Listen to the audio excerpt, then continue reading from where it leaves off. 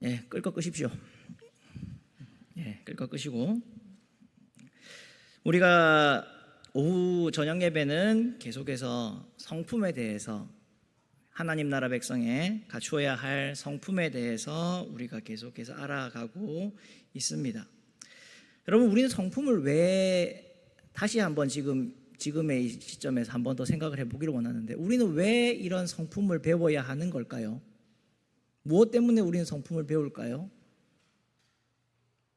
성품을 이렇게 매주 오후 예배에 우리가 설교를 듣고 우리 선생님들은 우리 유초등부, 중고등부 친구들에게 이 성품을 계속해서 가르치는 이유는 뭘까요? 이유가 뭡니까? 우리의 인격을 높이고 우리의 인격을 다듬어 가기 위함일까요? 물론 그것도 좋긴 하겠지만 우리가 배워가고 있는 성품은요, 개인의 그러한 격을 높이기 위한 것이 아니라 공동체를 위해서 우리는 이 성품을 다듬어 가고 있음을 기억해야 합니다. 오늘 제가 이제 설교하는 주제가 다음 주에 초등부, 중고등부가 배우게 되는 34과인데, 그러면은 총 이때까지 몇 과를 했을까요? 33과를 했고, 그 앞에 제일 첫 번째는 인트로였으니까 하나를 제외하더라도 우리는 32개의 성품을 배웠어요. 32개의 성품. 그 중에서 거룩, 선함, 신실, 사랑, 의로움, 용서, 긍휼, 오래 참음, 지혜, 이런 것들은 하나님의 성품이었습니다. 우리는 이러한 성품, 주요 성품들을 닮아서 2가지나 3가지의 우리가 배워가고 가꾸어 가야 할 성품들에 대해서 설교를 했단 말이죠. 파생되는 성품이 24개가 있었는데 그 중에서 16개가 공동체와 관계된 성품이었습니다. 쭉 한번 볼까요? 격려의 성품은 인정과 칭찬으로 서로에게 힘과 용기를 준다. 환대의 성품은 모든 사람을 포용하며 공동체를 세운다. 충성의 성품은 지속적인 충실함과 헌신으로 공동체를 세운다. 존중의 성품은 상대방을 높이고 소중하게 여기는 것이다. 수용의 성품은 있는 모습 그대로 받아들여 서로를 세운다. 희생의 성품은 남을 위해 자신의 것을 들여 타인과 공동체를 세운다. 공평의 성품은 치우치지 않고 공정하게 대함으로 관계를 세운다. 질서 있는 성품은 조직의 질서와 절차를 중시하여 공동체를 세운다. 공감의 성품은 다른 사람의 감정이나 생각을 이해하는 것이다. 화해의 성품은 사과와 용서를 통해 깨어진 관계를 회복한다. 경청의 성품은 주의 깊게 들어 상대방을 이해한다. 자비의 성품은 불쌍히 여기는 마음으로 이웃을 돕는다. 돌봄의 성품은 다른 사람의 필요를 채워줌으로 공동체를 세운다. 협력의 성품은 한 마음으로 힘을 합해 공동체를 세운다. 사역 깊음의 성품은 다른 사람의 상황과 감정을 생각하여 세심하게 세워준다. 그리고 오늘 배우는 솔선수범의 성품은 모범이 되는 행동을 통해 공동체를 세운다. 계속 반복되는 말이 뭐였는지 기억하십니까? 공동체를 세운다. 타인을, 다른 사람을, 계속 그 말이 반복되었습니다. 무려 몇 가지가요? 16가지가요. 아직 끝나지 않았지만 지금 이제 4분의 3을 한 거거든요. 4분의 3을 한 지점에서 그 중에서 벌써 16개가 공동체를, 다른 사람을 위해서 우리가 가꾸어가는 성품들이었습니다. 34과는 솔선수범의 성품입니다. 솔선수범이라고 하는 것은 모범이 될 만한 일을 먼저 하는 것, 내가 나서서 먼저 하는 것, 우리가 다 알다시피 그게 바로 솔선수범입니다. 솔선수범의 성품이 그런데 무엇을 위함이라고요? 모범이 된 행동을 통해 뭘 한다고요? 솔선수범의 성품, 그거 한 번만 더 보여주시겠어요? 솔선수범의 성품은 모범이 된 행동을 통해 공동체를 세운다. 모범이 된 행동을 통해서 내가 잘남을 드러낸다, 나의 탁월함을 나타낸다가 아니라 어떻게 한다고요? 공동체를 세운다. 공동체를 교회란 말로 바꿔볼까요? 솔선수범의 성품은 모범이 된 행동을 통해 뭘 세워요? 교회를 세운다. 솔선수범, 공동체의 가정을로 바꿔볼까요? 솔선수범의 성품은 모범이 되는 행동을 통해 뭘 세워요? 가정을 세운다. 회사로 바꿔볼까요? 솔선수범의 행동, 모범의 행동을 통해 뭘 세워요? 나를 보내준 회사를 세워가는 것. 그것이 우리가 배워가야 할 솔선수범의 성품이고, 솔선수범을 우리가 배워가야 하는 이유입니다. 그 중에서 우리는 오늘 말씀을 통해서 느헤미야를 통해서 솔선수범의 모습을 배워볼 겁니다. 느헤미야를 통해서 배워보는 솔선수범의 모습. 첫 번째, 느헤미야는 물질적인 솔선수범을 하는 사람이었습니다. 여러분, 느헤미야는 페르시아 왕국에서 수를 맡은 높은 간원이 되었어요. 출신은 포로 출신이었는데 이 사람이 높은 직책까지 올라갔어요. 단순히 술을 잘 마시고 소믈리에가 된 게 아니라, 왕의 전속 소믈리에가 된 게 아니라 왕이 마시는 모든 것을 감찰하고 시음을 하고 하는 그러한 중요한 직책에 올라갔을 거라고요. 어느 날 갑자기 하나님이 뿅 하고 얘를 술 맡은 관원으로 시키지 않았을 겁니다. 아마 이 아닥사스다 왕이 왕사일 때부터 오랜 시간 그와 함께하면서 그에게 환신하고 충성하는 모습을 보여줬기에 아닥사스다 왕이 왕이 되었을 때에 이 사람을 신뢰하고 이 사람에게 자기가 마시는 모든 것에 관한 권리를 넘겨줬을 거예요. 맡겼을 거예요. 최고위의 왕의 신뢰를 받는 그러한 자리까지 올라갔습니다. 정말 페르시아 제국에 있어서 왕의 신뢰를 받는 손꼽히는 그러한 사람 중에 한 명이 되었습니다. 우리도 알다시피 높은 직책에 올라가기까지가 정말 얼마나 어려운지, 단순히 개인의 탁월함과 노력만으로 되지가 않습니다. 운도 따라야 했을 거고요, 여러 가지가 필요했을 겁니다. 그리고 마침내 그 자리에 올라갔어요. 그러면 그 자리는 당연히 뭐가 따라올까요? 이권이라는 게 따라옵니다. 이익이 따라오게 돼 있어요. 왕의 신뢰를 받는 이 사람에게 잘 보이기 위해서 수많은 사람들이 따라오고 쫓아오고 뇌물도 바치고 이렇게 할 거였습니다. 그런데 느헤미야가 어떤 소식을 듣게 되죠. 자기의 형제인 하나냐로부터 예루살렘 성벽이 아직까지 회파된 상태로 있다라는 것. 그래서 그곳에 간 사람들이 이방인들로부터, 주변에 있는 사람들로부터 노략을 당하고 침략을 당하고 무시를 당한다는 소식을 듣게 됩니다. 아마도 느헤미야는 그렇게 생각했을 겁니다. 포로 귀환을 한 사람들, 성전을 건축한다고 간 사람들이 있었고, 앞서 에스라를 통해서 간 사람들도 있었습니다. 그 사람들이 그렇게 갔으니 성전도 다시 재건되었을 것이고 왕궁 성벽도 잘 재건되어서 다시 하나님께서 다스리는, 하나님께서 평화를 주시는 예루살렘, 그 도시는 세워졌을 것이다라고 생각했을 거예요. 그런데 여전히 거기가 성벽조차 세워지지 못하고 이방인들에게 무시당하고 있는 그러한 황폐한 도시로 있다라는 소식을 들었습니다. 그걸 위해서 느헤미야는 기도하기를 시작합니다. 그게 느헤미야 1장의 이야기예요. 기도를 하는 중에 이 사람의 마음이 계속 바뀝니다. 그곳으로 자기가 가야만 한다라는 강력한 소명을 가지게 됩니다. 그래서 그는 왕의 앞에서 자기가 이토록 올라오기까지 얼마나 수많은 시간이 걸렸고 수많은 노력이 필요했고 정말 천운이 따라줘야만 했던 그 자리를 박차고 자기의 고향으로 돌아가겠노라고 왕에게 말합니다. 여러분, 이 권력자의 눈에서 벗어나게 되면 지금껏 자기가 쌓아왔던 수많은 시간들이 다 헛것이 되는 거예요. 시야에서 멀어지면 마음에서도 멀어지는 법 아니겠습니까? 아무리 왕이 신뢰를 했다 하더라도 자기가 떠나 있는 동안에 다른 어떤 사람이 왕의 신뢰를 더 얻을지 어떻게 알겠습니까? 그럼에도 불구하고 느헤미야는 결단하고 선택을 합니다. 그 술 맡은 바사의 페르시아의 술 맡은 관원의 자리를 포기하겠다라는 결정을 합니다. 그리고 오늘 우리가 읽었던 말씀처럼 총독으로 부임을 하여서 12년 동안 총독의 녹을 먹지 아니하였다. 총독의 녹을 받지 아니하였다라고 합니다. 1년도 아니고요, 5년도 아니고요, 몇 년이요? 무려 12년이었어요. 12년. 여기에 보면은 그렇게 나옵니다. 매일 소 한 마리, 그리고 살찐 양 6마리를 준비하고 닭도 많이 준비하고 열흘에 한 번씩 각종 포도주를 갖추었다. 그렇게 이야기를 합니다. 여러분, 우리도 알다시피 돈이라고 하는 게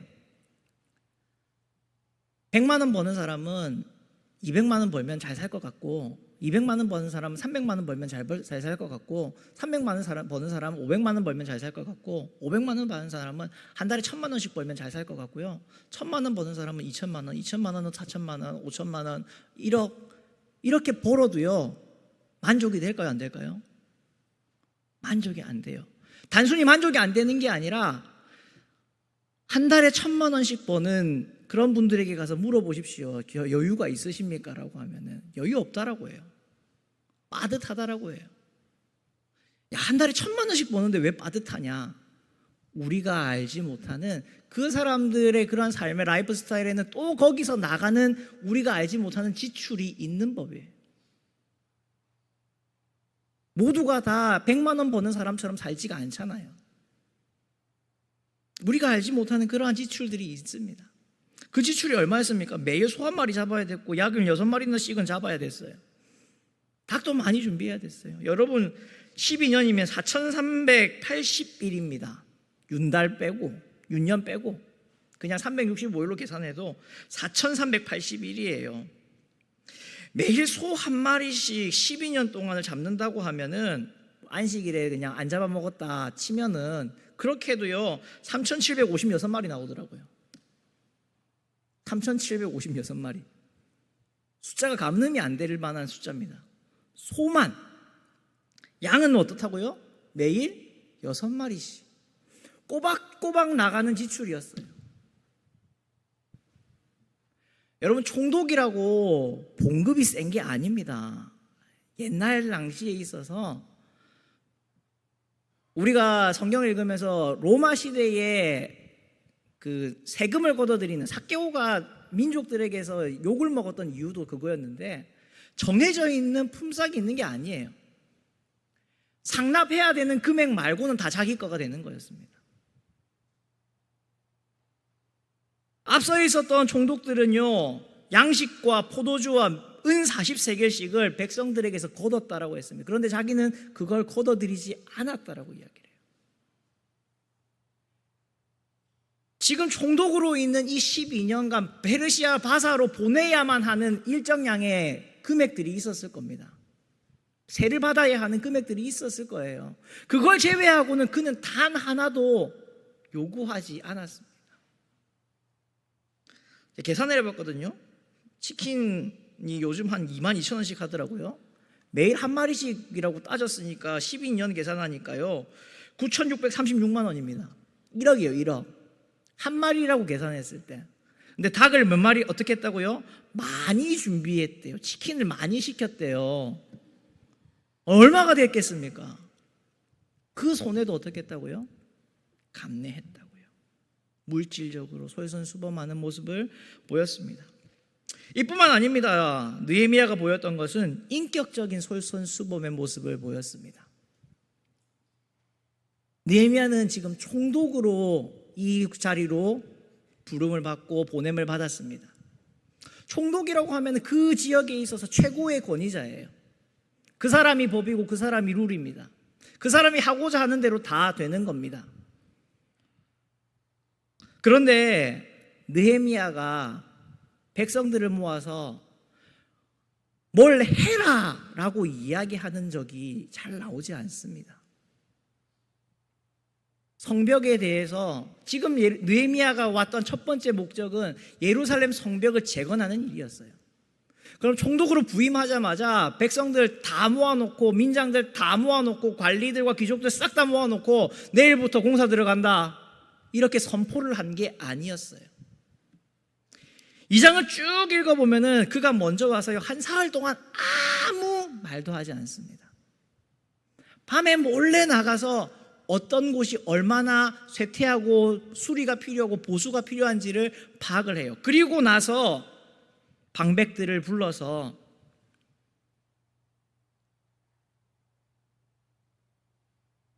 우리가 당한 공경은 너희도 보고 있는 바라. 예루살렘이 황폐하고 성문이 불탔으니 자 예루살렘 성을 건축하여 다시 수치를 당하지 말자라고 합니다.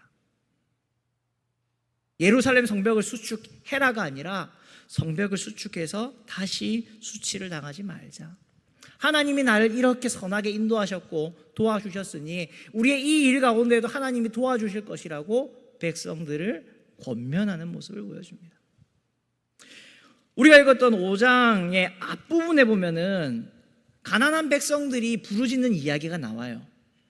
공사가 길기 때문에 사람들이 세금은 내야 되고, 그러다 보니까 자기가 가지고 있는 모든 것들도 전당을 잡혀가지고 그렇게 빌려서 하는데 이자가 너무 세다 보니까 고통을 당합니다. 그래서 그러한 부르짖음들이 있었어요. 그런데 5장 6절에 보면 내가 백성의 부르짖음과 이러한 말을 듣고 크게 노하였으나, 분노가 올라왔지요. 그렇지만 깊이 생각하고 귀족들과 민정들을 꾸짖어 그들에게 이르기를 너희가 각기 형제에게 높은 이자를 취하는도다 하고 대회를 열어 그들을 쳐서 그들에게 이르기를 우리는 이방인의 손에 팔린 우리 형제 유다 사람들을 우리의 힘을 다하여 도로 찾았거늘 너희는 너희 형제를 팔고자 하느냐? 더구나 우리의 손에 팔리게 하겠느냐? 이 말로, 좋은 말로 방백들을, 민장들을 타이릅니다. 좋은 말로 할 때 이자 받는 거 그만하자라고 말합니다. 말씀드렸잖아요. 이 자리는 자기가 왕인 자리예요. 자기 마음대로 다 할 수 있는 자리예요.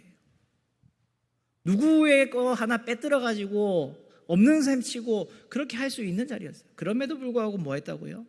우리가 이 사람들의 이자를 돌려보내자라고 권유를 합니다. 그랬기에 백성들도 느헤미야의 말을 따랐던 거죠. 물질적인 솔선수범과 인격적인 솔선수범이 있었기에 많은 사람들이 그를 따랐습니다. 그뿐만 아니라 느헤미야는 영적인 솔선수범의 모습을 보여주는 사람이었습니다. 오늘 우리가 읽었던 말은요, 느헤미야가 다른 사람들에게 내가 이랬어 라고 이야기하는 게 아닙니다. 누구한테 하는 말인지 아세요? 하나님께 기도하는 말이에요.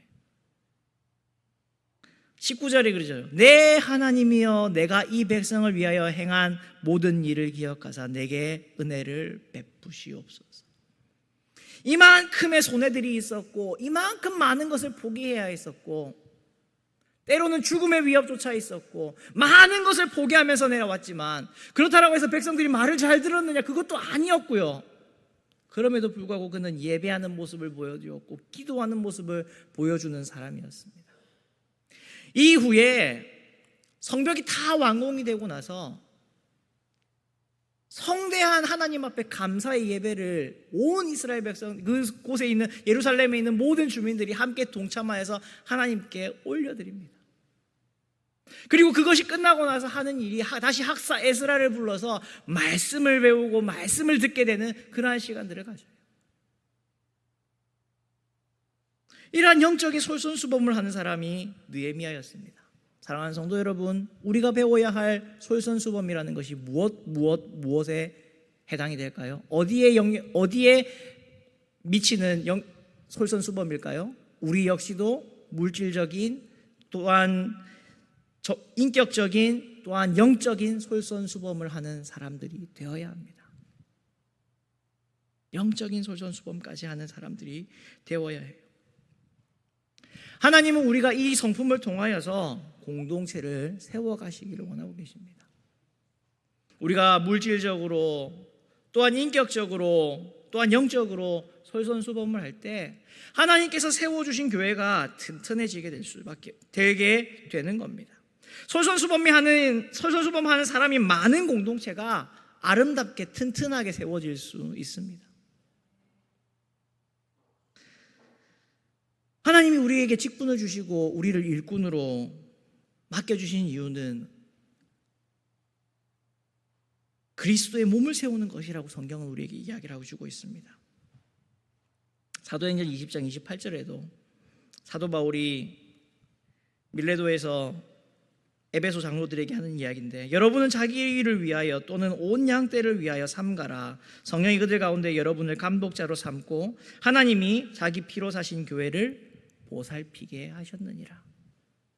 에베소 장로님들에게 하는 권면이 그거였어요. 여러분들은 자기를 위해서 뿐만 아니라 온 양떼를 위해서도 조심하십시오. 하나님이 자기 피로 사신 교회를 보살피게 하기 위해서 여러분을 세우신 것입니다 라고 이야기를 했습니다.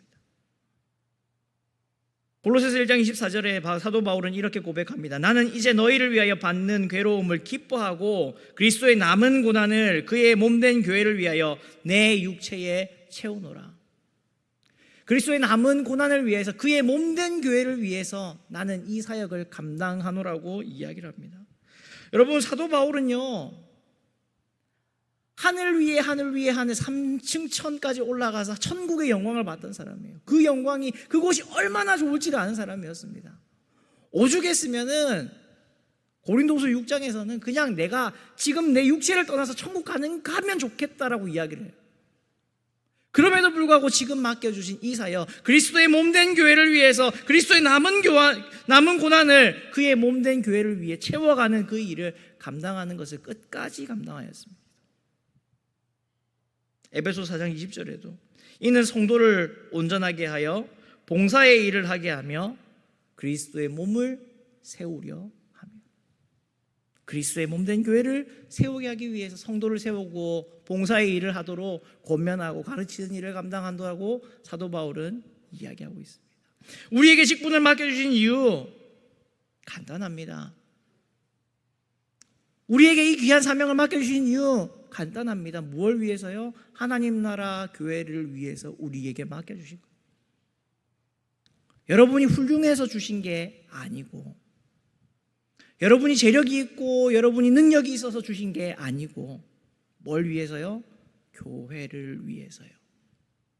그리고 그 교회를 위해서 우리는 성품들을 배워가는 겁니다. 연단해 가는 겁니다. 내 원래의 모습과 너무 안 맞지만 닮아가고 배워가고 채워가고 깎아가고 하는 겁니다. 뭘 위해서요? 교회를 위해서. 그리스도께서 자기 피를 흘리시며 핏값으로 내어주신 그 교회를 위해서 우리는 오늘도 우리의 성품을 다듬어 가야만 하는 겁니다.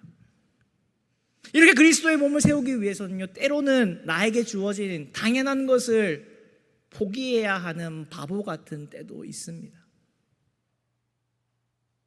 고린도전서 6장 20절 말씀에 모든 것이 내게 가하나 다 유익한 것이 아니요 모든 것이 내게 가하나 내가 무엇이든지 얽매이지 아니하리라고 사도 바울은 이야기합니다. 우리가 분명히 말씀을 깊이 알게 되고 하나님과의 관계를 깊은 관계로 들어가게 되면 들어갈수록 우리는 점점 더 자유해집니다. 우리가 미처 알지 몰랐던 놀라운 비밀들도 깨닫게 되고요, 점점 더 우리는 자유로워져요. 그렇지만 그 모든 것이 다 가하고 좋은 것이 아님을 우리는 기억해야 합니다. 내가 당연히 할 수 있다고 그것을 유익한 것으로 생각하여 해서는 안 됩니다. 고린도전서 10장 23절 24절에서도 이렇게 말합니다. 모든 것이 가하나 모든 것이 유익한 것이 아니요 모든 것이 가하나 모든 것이 덕을 세우는 것은 아니니 누구든지 자기의 유익을 구하지 말고 남의 유익을 구하라고 우리에게 이야기합니다. 내가 직분을 받고 그래서 교회에서 나의 이야기를 들어주고 나를 주목해주고 나를 신뢰해주고 그럴 때에 모든 것이 가하는 것처럼 보일 때에도 우리는 뭐 해야 될까요? 그것이 모든 것이 덕이 되지 않을 수도 있다는 것을 기억하는 지혜가 필요합니다. 그 지혜를 가질 때에요, 우리는 조심하게 되고 우리는 솔선수범하는 사람들이 되게 되는 겁니다. 참 저는 설교를 준비하면서요, 참 어려웠어요. 솔선수범과 지혜가 도대체 무슨 관계가 있냐? 하나님의 지혜로운 성품을 닮은 백성들은 솔선수범한다는데 그게 도대체 무슨 관계가 있냐? 관계가 있더라고요. 교회를 생각하고 공동체를 생각하는 지혜가 없는 사람은 나에게 모든 것이 가하다고 그것을 자기 마음대로 사용합니다. 그러나 정말 지혜로운 사람은 모든 것이 내게 가하지만 모든 것이 덕을 세우는 것이 아님을 알고 조심할 줄 압니다. 삼갈 줄 압니다. 마땅한 것을 본을 보이고 덕을 세워가는 사람들이 되는 겁니다. 사랑하는 성도 여러분, 특별히 중직자 여러분, 솔선수범하시는 우리 장로님들, 권사님들, 안수 집사님들 될 수 있기를 바랍니다. 이 솔선수범의 성품은요, 중직들에게, 직분자들에게, 리더들에게 요구하는 그런 성품이에요.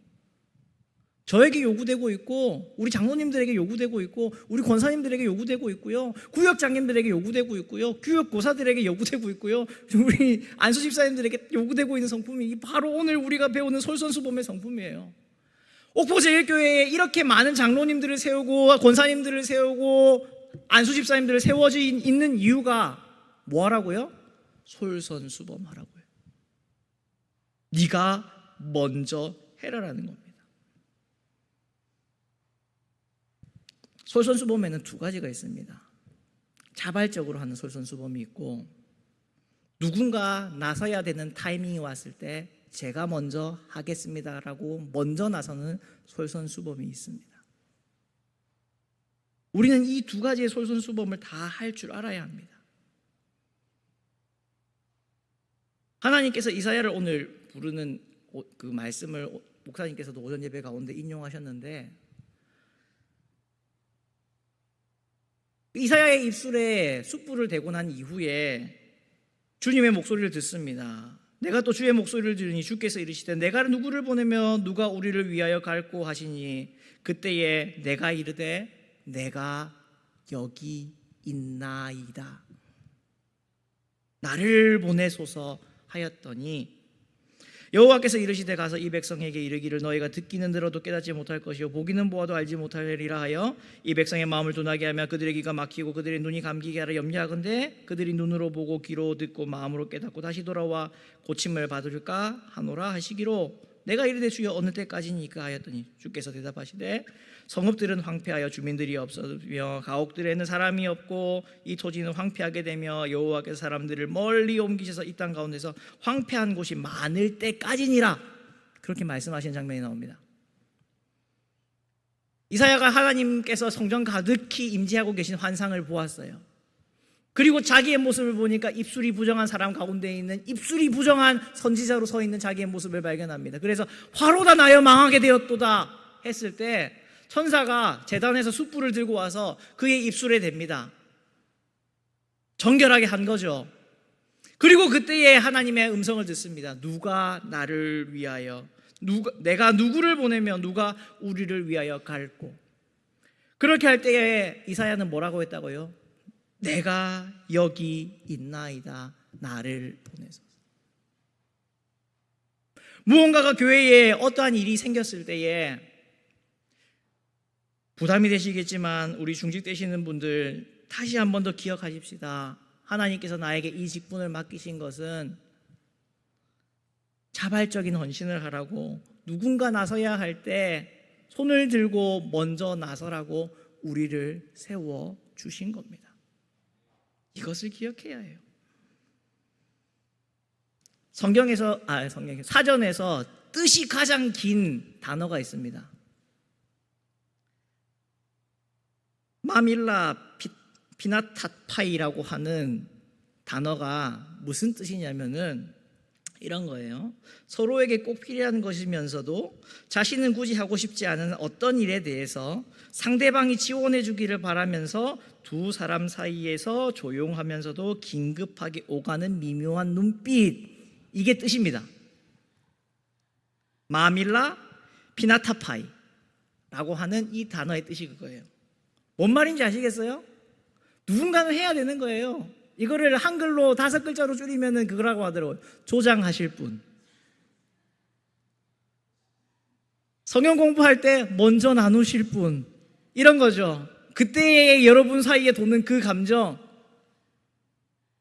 서로에게 꼭 필요한 걸 알면서도 내가 머뭇머뭇주저하는 그 상황이 되어서는 안 됩니다.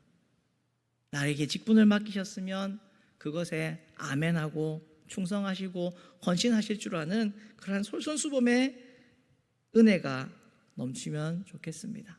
시간이 참 많이 가고 있는데 마지막 말씀을 맺으려고 합니다. 우리에게 하나님께서 주신 지혜로 솔선수범하는 은혜가 있으면 좋겠습니다. 내가 먼저 그리스도를 위해 물질적, 인격적, 영적인 솔선수범을 하십시다. 내가 먼저 그리스도를 위해 물질적, 인격적, 영적 솔선수범을 하십시다. 두 번째로 맡겨주신 중직이라면 더욱더 솔선수범의 성품을 맺어서 하나님께 영광을 돌리십시다. 여러분, 딱지치기해서 직분 얻으신 거 아니시죠? 그쵸? 네. 딱지치기해서 얻으셨나요? 옥포제일교회는 중직자 직분 선거할 때 딱지치기로 뽑으시나요? 아니죠? 네. 군대에서 그런 말 표현이 있습니다. 나다 싶으면 하자. 나다 싶으면 하자. 솔선수범의 설교를 마무리하면서 여러분께 권면드립니다. 나다 싶으면 합시다. 나다 싶으면 합시다. 내가 먼저 사랑하고, 내가 먼저 헌신하고, 내가 먼저 충성하고, 내가 먼저 봉사하고, 내가 먼저 기도하고, 내가 먼저 수고하고, 내가 먼저 포기하고, 내가 먼저 용서하고, 내가 먼저 무엇 하자. 그러한 은혜가 넘치는, 그러한 중직들이 넘치는, 중직자 이거 예배도 아닌데 아무튼 그러한 일꾼들이 넘치고 그러한 사람들이, 그러한 중직들이 넘쳐나는 옥포제일교회 되어서 우리 모두가 솔선수범의 이 성품으로 하나님께 영광 올려드리는 그러한 귀하고 복된 교회가 되기를 주님의 이름으로 부탁드립니다.